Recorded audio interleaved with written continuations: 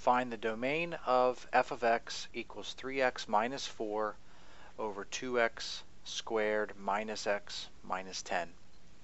When finding the domain of a rational function, the game plan is to find the value, identify the values of the domain that do cause the denominator to equal 0, and then exclude them from the domain. In other words, once we figure out what values of x that make the denominator equal to 0, the domain will be all numbers except those values that make the denominator equal to 0.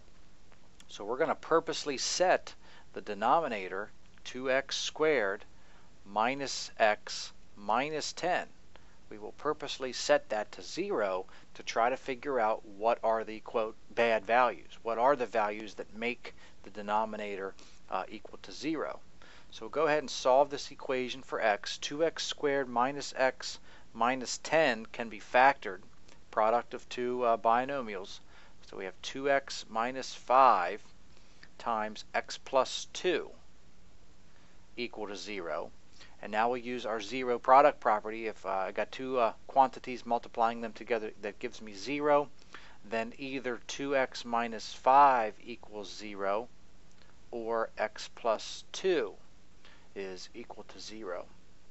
Solving each of these equations, the first equation, add 5, divide by 2, we get x equals positive 5 halves, or x equals negative 2.